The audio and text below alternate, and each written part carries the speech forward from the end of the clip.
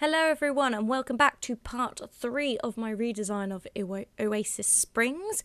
Best try and get that out in one go rather than two next time. Anyway, so far in part 1 you will have seen me build a very Santorinian style house. It has the white walls, blue windows, etc, etc. Part 2 I built the Acropolis, so that's in where the old park was, and that's just a general area to go look around. You find that in Greece they have a lot of interest in their own history. In fact, it's a lot of reasons why people go on holiday there.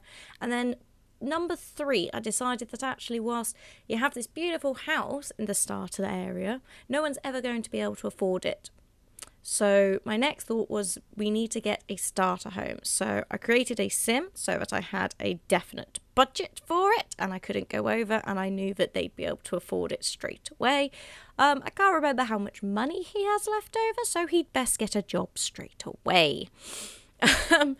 This one, it's been taken as a similar style, however it's going to be a little bit more modern in sort of its construction and how it looks. So it's still going to have the whitewashed walls, it's still going to have a lot of blue and around the windows, but I've also added a bit of an extra modern twist to it. The other thing that I've done with this one is discovered how hard it is to build anything when you don't have unlimited money. So this is all a bit of a work in progress. I'm learning how to build better houses as I go through, watching other simmers on YouTube, and I'm getting better and better and better. But it does put into perspective that how hard it is to have a budget, because there are some beautiful things which just fit in with the aesthetic better, which are more highly priced, and it also means that you don't necessarily get all of the personality which you can instill into a room. I'm sure as time goes by it will get better. Luckily, with this just being one person, I only need it to sort of be interesting enough for him. In a bit, what I will be doing in the next part is a house for 3 people, so it's a family home, and it does give me an insight into exactly why the sim gurus, or when they design the houses in the different neighbourhoods, they look a bit bland and boring, and why I have to redesign them so quickly after they've been created. But anyway, so at the moment I am working on the outside. Again, I've gone with this outdoor staircase. One, it's just easier. It doesn't take up any space inside the building, and actually it's quite stereotypical for them to have these outdoor staircases up to like the top floor. A lot of them will also have their indoor staircases, but you know, when you're on a budget, you do what you have to. So at the moment, we're just trying to find a nice colour. I wanted it so that the staircase matched a bit more with the rest of the house. And that is one of the few gripes I do genuinely have with The Sims, is that some of the wallpapers and floors and furnitures, they all have colours. So you'll have one white, but the white will be different variations of white and will look different depending on where you put it and what object it's on. But there's always a vague workaround that you can do. In this case, I couldn't find a flooring which matched the top of the treads of the staircase very well, so I just got rid of that little extra bit on top and made it all flooring. So it didn't really matter if it matched or not, it was there and it worked. So next thing, I'm coming up with my design for the windows, and I started off very much like the previous house, and it gets partway through and I'm thinking, actually, I don't want to make the same house just in different sizes, because that's going to get super dull very quickly, and I want them all to have their own little sort of unique features, their unique designs. So I start thinking, once I put this door in, actually, why don't I make it a lot more modern, make it more interesting? You know, I'm still going to keep with that white and blue theme, so you can definitely tell what style of house it's supposed to be, where it's supposed to be, but at the same time it's also just got its own feel to it entirely. Obviously, as you can see, I've also created a sim to live in this house, and it's one of the first times I've tried to make someone who I suppose looks stereotypically quite Greek. I think it's very hard at times to make culturally sensitive Sims, and I wanted them to reflect where they were from, but not go into too many stereotypes. So one of the things I did is I had a look online at some of the stereotypical sort of facial features and body types that you'll get with Greek people. So one of the things is the style of nose. Sometimes they can have quite thin, delicate noses, and sometimes they have a little bit like myself, actually, that little bump, that little ridge on the nose. And it's actually, making this sim, I absolutely love him. He's like one of my favourite sims I've ever made, and it gives him such a really nice, distinguished face. And the other thing I did is I gave him a bit of this sort of flowing hair sort of style with a beard. I am not a beard person. My husband will tell you that. I do not like them. They're itchy and stubbly and just not my thing. He looks great in a beard, however. So going back into the actual interior and what I'm designing, the upstairs is going to be a bedroom and the one and only bathroom. Maybe in the future he might decide to renovate his house, but at the moment he gets what he gets and he's going to like it. And I started doing all this sort of painting, doing the wallpapers, and realised it was a bit dull. And one of the features I like in a lot of houses nowadays is having the bathtub in the main bedroom. I know it's something that not everyone likes, and that's fair enough, but I decided that actually I quite like it as a style. So that bathroom upstairs got shrunk down, so literally it's going to have a toilet and it's going to have a sink, and then the bathroom is going to be in the main bedroom. So yet again, you can see that the flooring, I've just gone for a basic concrete one because it keeps it cool, keeps it comfortable, and it's just one of those things you get a lot. And I've tried to change the colours inside to add interest to it. So we've got the green cabinets, which I really liked. We've then got the stone walls just to add a feature to it.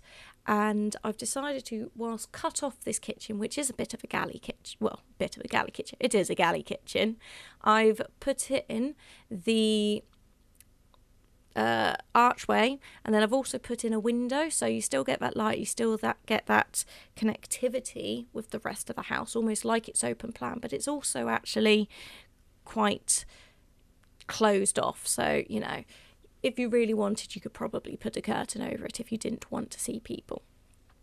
Now, this is the first attempt at designing the house. I knew I had to try and keep it cheap, but you don't realise how cheap it is until you start realising you can't put in key pieces of furniture.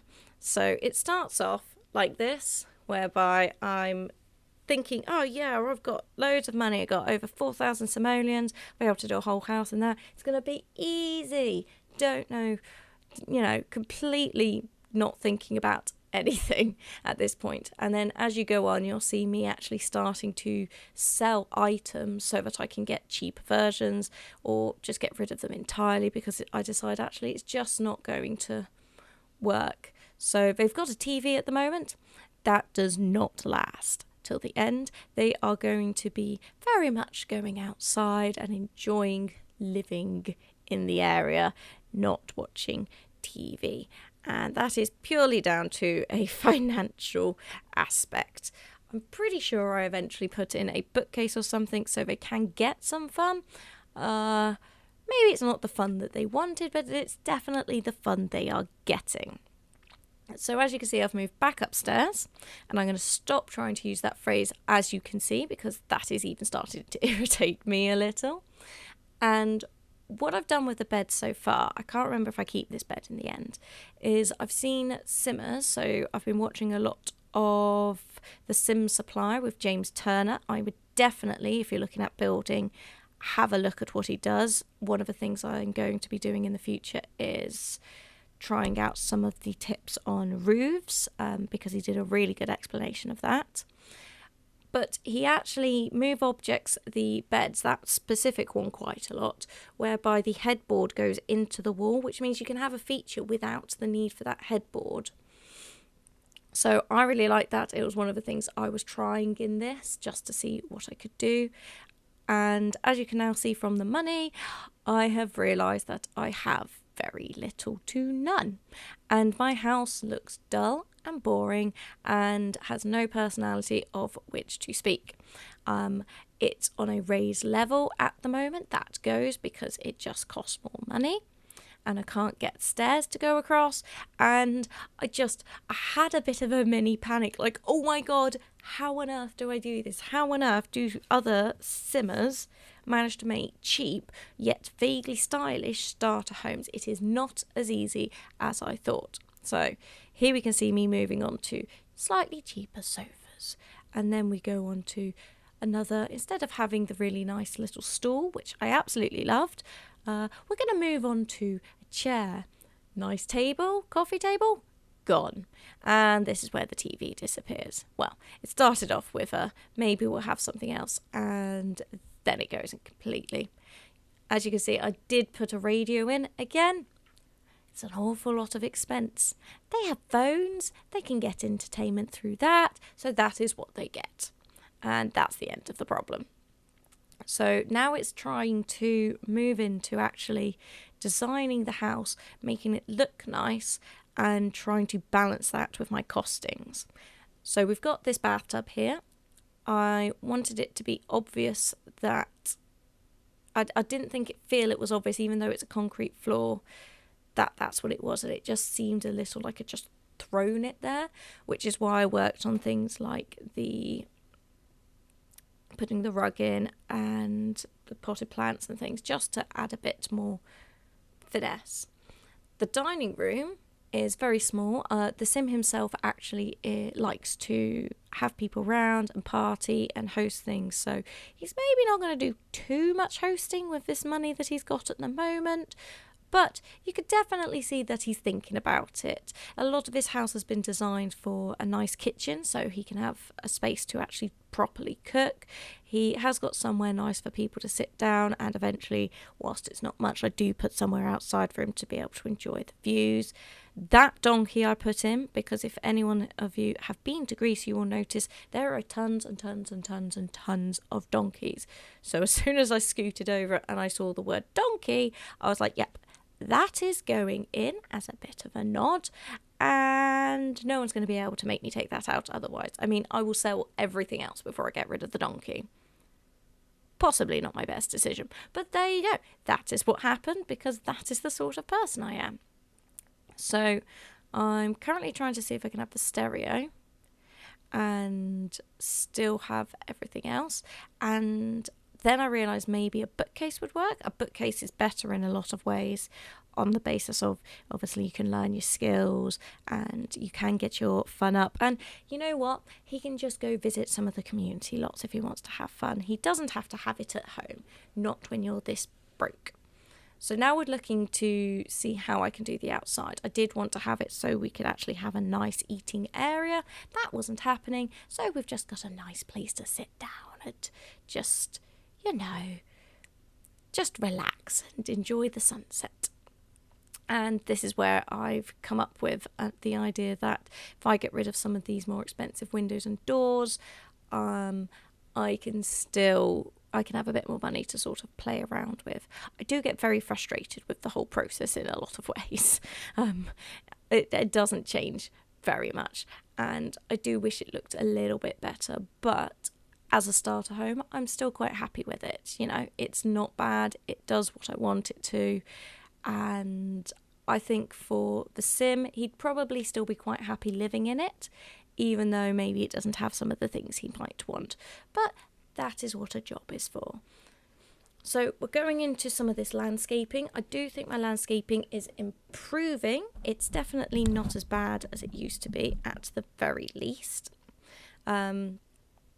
And yeah, most of what you're going to see now is me trying to make it a bit more interesting to look at, but also trying to find money for different things. the one thing I really struggle with the game is you don't have very many small side tables. They're all pretty much a square size, and quite frankly I'd like ones which were about half a square, a quarter of a square.